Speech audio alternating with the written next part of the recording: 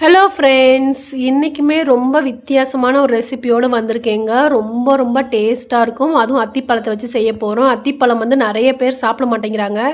பிள்ளைங்களுக்குலாம் கொடுத்தா கண்டிப்பாக சாப்பிட மாட்டாங்க. இந்த மாதிரி செஞ்சு கொடுங்க. ரொம்ப வித்தியாசமாக இருக்கும். ரொம்ப டேஸ்ட்டாக நல்லா ஆரோக்கியமாக இருக்கும். நான் வந்து 4 அத்திப்பழம் எடுத்திருக்கேன். அத்திப்பழத்தை வந்து நல்லா கழுவிட்டு இந்த மாதிரி வந்து இந்த காம்புகளை கட் பண்ணிக்கலாம். உங்களுக்கு தோல் வேண்டான்னா நீங்கள் தோலை கூட எடுத்துடலாம். நான் தோலெல்லாம் எடுக்கல, சும்மா அங்கங்கே கருப்பாக இருக்கிறத மட்டும் கட் பண்ணி எடுக்கிறேன்.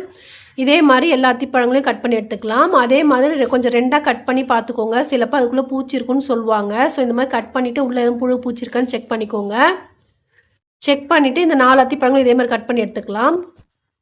அதே மாதிரி இந்த பேரிச்சம்பழத்தில் உள்ள விதைகளெல்லாம் எடுத்துட்டு நம்ம ரெடி பண்ணி வச்சுக்கலாம். பேரிச்சம்பழம் சேர்க்கும் போது ஃப்ளேவர் டேஸ்ட் ரொம்ப நல்லாயிருக்கும். இனிப்புக்கு நம்ம பேரிச்சம்பழம் தான் சேர்க்க போகிறோம்.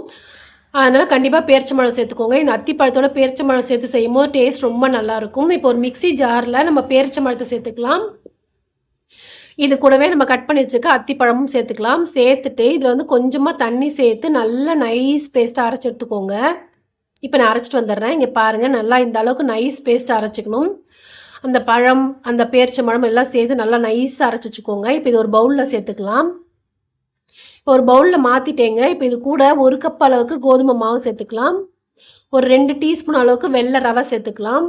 ஒரு 1/4 ஸ்பூன் அளவுக்கு உப்பு சேர்த்துக்கோங்க. ஒரு 1/2 கப் அளவுக்கு துருவின தேங்காய் சேர்த்துக்கோங்க. சேர்த்துட்டு ஃபஸ்ட்டு இதை வந்து நல்லா கலந்து விட்டுக்கலாம். இந்த அளவுக்கு நல்லா கலந்து விட்டதுக்கு அப்புறமா இதில் வந்து 1 கப் அளவுக்கு தண்ணி சேர்த்துக்கலாம்.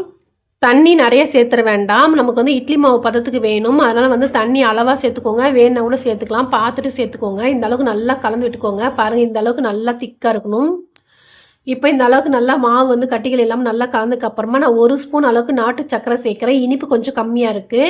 உங்களுக்கு இனிப்பு அதுவே போதும்னா நீங்கள் வேறு எதுவும் சேர்க்க வேண்டாம். இனிப்பு பார்த்தோம்னா நாட்டு சர்க்கரை சேர்த்துக்கோங்க. ஒரு 1/4 ஸ்பூன் அளவுக்கு ஏலக்காய் தூள் சேர்த்துக்கோங்க. நல்லா ஃப்ளேவராக இருக்கும். இப்போ எல்லாம் கலந்து விட்டு மூடி போட்டு ஒரு 10 நிமிஷம் மட்டும் இது அப்படியே ஊறட்டும். இப்போ பாருங்கள், 10 நிமிஷமாக நல்லா ஊறிட்டுருக்கு. அந்த ரவையெல்லாம் நல்லா ஊறி நல்லா ஒரு திக்கான மாவாக ரெடி ஆகிருக்கு. இப்போ நம்ம வந்து எண்ணெய் சட்டியில் தான் நம்ம வந்து பணியாரம் மாதிரி ஊற்ற போகிறோம். அதுக்கு கடாயில் தேவையான அளவுக்கு எண்ணெய் சேர்த்துக்கோங்க. எண்ணெய் வந்து நல்லா சூடாகட்டும். எண்ணெய் நல்லா சூடானதுக்கப்புறமா நம்ம வந்து பணியாரம் மாதிரி ஊற்றிக்கலாம். கொஞ்சம் சின்ன சைஸாக ஊற்றிக்கோங்க. ரொம்ப ரொம்ப டேஸ்ட்டாக இருக்குங்க. ரொம்ப வித்தியாசமான ஒரு ரெசிபி. கண்டிப்பாக செஞ்சு கொடுங்க. குழந்தைங்களாம் நல்லா விரும்பி சாப்பிடுவாங்க. உங்களுக்கு வந்து இந்த மாதிரி எண்ணெயில் ஊற்ற இஷ்டம் இல்லைன்னா நீங்கள் குழி பணியார சட்டியில் கூட ஊற்றி எடுத்துக்கலாம். அதுவுமே ரொம்ப நல்லாயிருக்கும். எண்ணெயும் கம்மியாக செலவாகும். ஆனால் இந்த மாதிரி செஞ்சிங்கன்னா இதோட டேஸ்ட் ரொம்ப நல்லாயிருக்கும். அதனால தான் நான் வந்து எண்ணெயில் ஊற்றிருக்கேன். இந்த மாதிரி 2 பக்கமும் திருப்பிவிட்டு மிதமான சூட்டில் நல்லா வேக வச்சு எடுத்துக்கோங்க. நல்லா சாஃப்டாக இருக்குங்க. மேலெல்லாம் கிறிஸ்பியாக, உள்ள நல்லா சாஃப்டாக டேஸ்ட்டாக இருக்கும். அந்த அத்திப்பழம், பேரிச்சம்பழத்தோட டேஸ்ட்லாம் ரொம்ப நல்லா தெரியும். கண்டிப்பாக ஒரு வாட்டி ட்ரை பண்ணி பாருங்கள். இதே மாதிரி எல்லாத்தையும் ஊற்றிக்கலாம். இங்கே நான் ஒன்றே பிச்சு காட்டுறேன், எப்படி இருக்குன்னு பாருங்கள். உள்ளே பாருங்கள், நல்லா சாஃப்டாக, மேலே நல்லா கிறிஸ்பியாக இருக்குது. கண்டிப்பாக ஒரு ட்ரை பண்ணி பாருங்கள். தேங்க்ஸ் ஃபார் வாட்சிங்.